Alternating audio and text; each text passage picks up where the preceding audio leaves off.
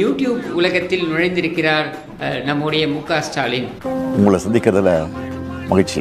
ஆக வேலையே செய்யாம தின்னுட்டு தெரிஞ்சுக்கிட்டு இருக்கிற அப்படி பச்சையா சொல்ல முடியாது, ஒரு யூகமா சொல்லலாம். திமுக ஆதரவு யூடியூபர்களுக்கு போட்டியாக திமுகவுக்கு முட்டு கொடுப்பதற்காக பொம்பை முதலமைச்சர் முக ஸ்டாலின் யூடியூபராக நுழைந்திருக்கிறார். ஆரம்பிக்கலாமா? ஆரம்பிக்கலாங்களா? இதுவும் உங்களுக்கு ஒரே பிராண்டு. அதுல உங்களுக்கு கொஞ்சம் கன்ஃபியூஸ் ஆயிருச்சு. ஆமாண்ணே. ஏண்டா கொஞ்சமாவது மனசாட்சியோட தான் பேசுறியா? அது என்ன சோஃபால சைடு வாங்கி உட்காந்துருக்கீங்க? அது ஏன் சைடு வாங்கி ஓரமாக உட்காந்துருக்கீங்க? நடுவில் உட்காந்தா என்ன பிரச்சனை உங்களுக்கு? பாஸ், அவங்க உங்களை கலாய்க்கிறது எனக்கு கோபமா வருது பாஸ். அதை சிரிச்சின்னு தான் சொல்லுவியா? சரி, இந்த கண்ணாடி ஒன்று போட்டுக்கணும்னு யார் கொடுத்த அறிவுரை? அதாவது நீங்க அறிவாளி அப்படின்னு காட்டுறதுக்கா? அப்ப பேரையே நீ வந்து துண்டு சீட்டை பத்தாம் படிப்ப, நீ ஒரு கலைஞர் தத்தின்றது ஊருக்கே தெரியும். என்ன பெரிய அறிவாளின்ற பில்டப் கொடுக்கறதுக்கு இந்த மாதிரியான ஒரு கெட்டப்பு. இன்னைக்கு என்ன தீர்மானத்தோட வந்திருக்கான் தெரியலடா சாமி. கேட்ட பையன் சார் இந்த பால்சாமி.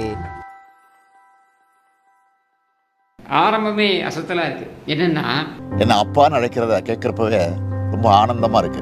இந்த அப்பா என்ற உறவு மாறாது. எவனுக்கோ பிறந்தவங்க எல்லாம் ஒன்னா அப்பான்னு கூப்பிடுறான்னு நீயே சொல்ற. எனக்கு உன் மேலதான் ஒரு சந்தேகம். ஏன் மேலையா? எவனுக்கோ பிறந்தவங்க ஒன்னா அப்பான்னு கூப்பிடுறான்னா அப்ப அப்பான்ற சொல் மாறி இருக்குன்னு தானே அர்த்தம். அப்ப அங்கேயே உன் லாஜிக் அடிபடுது. சாம்பார் அப்ப எனக்கு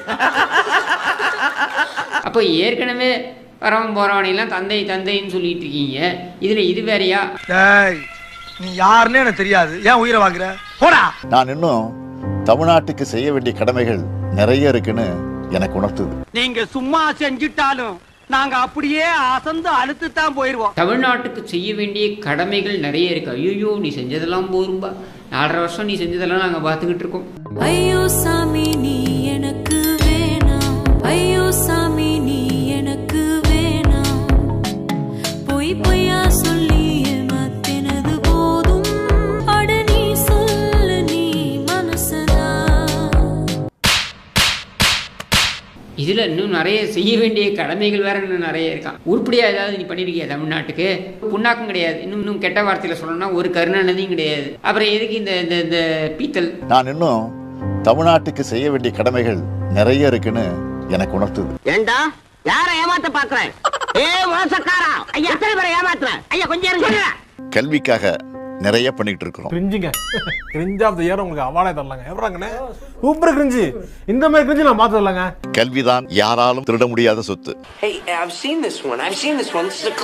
ஆனா படிப்பை மட்டும் நம்ம கிட்ட இருந்து எடுத்துக்கிடவே முடியாது சிதம்பரம். அடுத்தவங்க சொன்ன தத்துவத்தில நீ ஏன்டா சொல்ற? பேசாம இறங்கி வெட்டி கொடுறா. பெண்களுக்கு கல்வி அறிவு கிடைக்கணும்னு ஏராளமான திட்டங்களை செஞ்சுக்கிட்டு இருக்கிறோம். எங்க சொல்லு, முதல்ல அவரை பேச சொல்லு. அப்ப நீ மனப்பாடம் பண்ணல. நான் கொடுக்கிற அப்பாயின்மெண்ட் ஆர்டர் பெரும்பாலும் பெண்களுக்கானதாக இருக்கிறத பார்த்து நான் பெருமை அடைகிறேன். அப்ப நீ சொல்ல வேண்டியதானே, என்னுடைய வாரிசு வந்து செந்தாமரை அப்படின்னு சொல்ல வேண்டியதானே, உன் பொண்ணை சொல்ல வேண்டியதானே. சரி, கருணாநிதியோடைய மகள் கனிமொழியை விட உதவாநிதி வந்து தகுதி வாய்ந்தவரா? உனக்கு என்ன பிடிக்குங்கிறது கூட எனக்கு தெரியாது. ஆனா உனக்கு என்ன பிடிக்காதுன்னு ரொம்ப ஸ்ட்ராங்கா எனக்கு தெரியும். என்னதுடா என்ன பிடிக்காதுல்ல உனக்கு? யார நம்பர்னே தெரியல தாசண்ணா. செய்திகளை விட மக்களோட கமெண்ட்ஸ் என்னன்னு பார்ப்பேன். செய்திகளை விட நான் மக்களுடைய கமெண்ட்ஸை தான் அதிகம் பார்க்குறேன்ட்டு. உனக்கு ரோஷம் இருந்தால், நீ சோறு தின்றவனா இருந்தா, உனக்கு வெக்கமானம் சூடு சோறனே இருந்திருந்தா அந்த கமெண்ட் செக்ஷனை போய் பார்த்தா உனக்கு கழுவி ஊத்துறானுங்க. நக்கல்யா அவனுக்கு. உங்களை சந்திக்கிறதுல மகிழ்ச்சி. ஆரம்பிக்கலாமா? இந்த இடம் தான் தெரியல இடம். மனசை தேத்திக்கங்க, பயந்துறாதீங்க.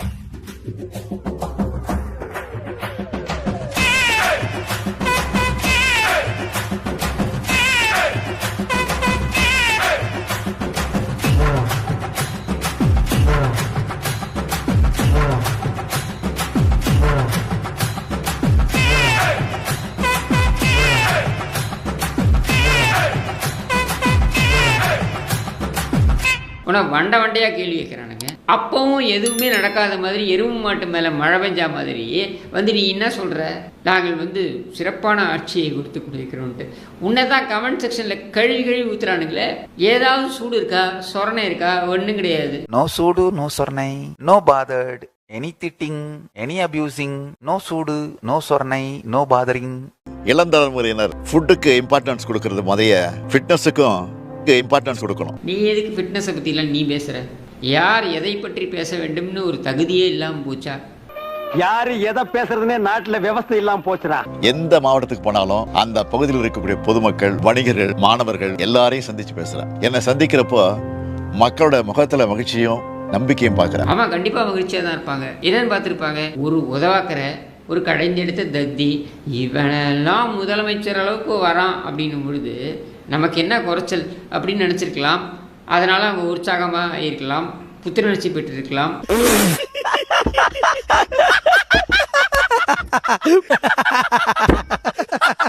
நம்மளோட குறைகள் தீர்க்கப்படணும் நம்பிக்கையோட மனுக்களை கொடுக்குறாங்க.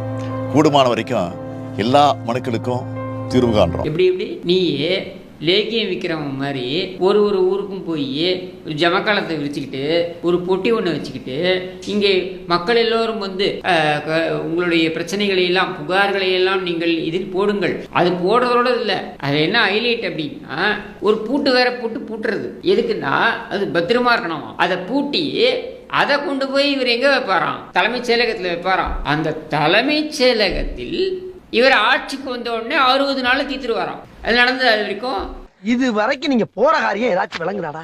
பஸ்ல இருந்து பஞ்சாயத்து வரைக்கும் செருப்படி வாங்குறீங்களே, அப்புறம் எதுக்குடா உங்களுக்கு இன்னும் வரட்டுக்கு வருவான்? உன் பையன் வந்து அவன் மைக்கை பிடிச்சிக்கிட்டு நீட்டு வெக்கம், மானம், சூடு, சோரணை, ரோஷம் இதெல்லாம் இருந்ததுன்னா அப்படின்னு பேசினானே உன் கிறுக்கு பையன். அவன் என்ன சொன்னான்? மேஜிக் ஃபார்முலா இருக்கு, நாங்கள் வந்த உடனே கிழிச்சு விடுவோம்னா. கிழிச்சானா? நீ கிழிச்சியா? முதல் கையெழுத்து. அப்போது முதல் கையெழுத்து என்பதிலிருந்து உங்களுடைய ஃப்ராடுத்தனம், பிக்காளித்தனம், கேப் மாதிரித்தனம், மொள்ள மாதிரித்தனம், கருணாநிதித்தனம் போதும். இல்ல அந்த ரெண்டே ரெண்டு இல்ல ரொம்ப எல்லாமே போதும். அது இன்னொன்னு ரொம்ப நாடு பரதேசி என்னை அசிங்கமா பாராட்டினா போதும். ஏன்னா உன் ஆட்சி நடத்துகிற லட்சணமே அப்படி தானே இருக்கு. உன் ஆட்சியில் ஒரு புல்லட் பைக்கை ஒரு பிற்பட்ட வகுப்பை சேர்ந்த ஒரு இளைஞன் ஓட்டிட்டு போக முடியல. டேய், அவன் ஒரு ரொட்டி கூட தீவிர மாட்டேன்டா. நீ எல்லாம் ஏன்டா உசுரா இருக்க?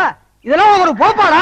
ஒரு புல்லட் வாகனத்தை ஒரு தலித் சமூகத்தைச் சேர்ந்த ஒரு இளைஞன் ஓட்டி சென்றான்ற ஒரே காரணத்துக்காக அவன் கைகள் வெட்டப்பட்டிருக்கு. ஒரு உயர் பதவியில் இருக்கக்கூடிய ஒரு பெண்மணி, ஒரு பெண் காவல்துறை அதிகாரி, அவங்க வந்து சொல்றாங்க என்னன்னு, தன்னை கொலை செய்வதற்கு சதி நடக்கிறது. அதுவும் எப்படி? தன்னுடைய அலுவலகம் கொளுத்தப்பட்டிருக்கிறது, இதுவே ஒரு சதி என்று நீதிமன்றத்தில் போய் சொல்கிறார், முறையிடுகிறார். உங்ககிட்ட முறையிடல. இந்த லட்சணத்தில் தான் உன்னுடைய ஆட்சி அதிகாரம் நடந்து கொண்டிருக்கிறது, உன்னோட ஆட்சி நிர்வாகம் நடந்து கொண்டிருக்கிறது. இதுல நீ பெருமை பேசி சுத்துற. உனக்கெல்லாம் வெக்கமாவே இருக்காதா? கூச்சமாவே இருக்க? உன் குடும்பத்துக்கு இந்த கூச்சமாவே இருக்காதா? நீ கேட்ட ஒவ்வொரு கேள்வி என்ன செருப்பால் அடிச்ச மாதிரி இருக்குடா. அந்த சோஃபாவில் வந்து உட்காந்துக்கிட்டு பெரிய அறிவாளி மாதிரி அது ஒன்று கண்ணாடியை ஒன்று மாட்டிக்கிட்டு இது மாதிரி பேசி திரியிறிய கேவலமாக இல்லை. இது ஒரு ஆட்சி. இந்த ஆட்சியை பெருமையாக மக்கள் பேசுகிறார்கள் வேற நீ பெருமைப்பட்டுக்கிற. அவனை சொல்லி நிறுத்துங்களேன்டா. அவன் நிறுத்துற, அந்த லூசுக்கு மட்டும் வந்துட்டே இருக்கான். வர நிறுத்துற அவனை. இந்த வீடியோ பிடித்து இருந்தால் சேனலை சப்ஸ்கிரைப் செய்யவும், ஏதாவது குறைகள் இருந்தால் கமெண்டில் போடவும், அப்புறம் மறக்காமலே போட்டுடுங்க. வரட்டாமாம் வீடுறதே. வரண்டா Chinnasamy. Hey guys, this is your editor. Video பிடிச்சிருக்குன்னு நினைக்கிறேன். ஸோ பிடிச்சிருந்தா ஒரு லைக் பண்ணிடுங்க அண்ட் கமெண்ட் செக்ஷனில் ஒரு ஹார்ட்டிங் அல்லது ஒரு ஸ்மைல் தெரிக்க விடுங்க பார்ப்போம். இப்ப எனக்காக நீங்க ஒரு குத்துனா குறைஞ்சா போயிருவீங்க. சரி பாசக்கரப்ப ஒரே ஒரு குத்தி விட்டு போவோம். வாடாங்க.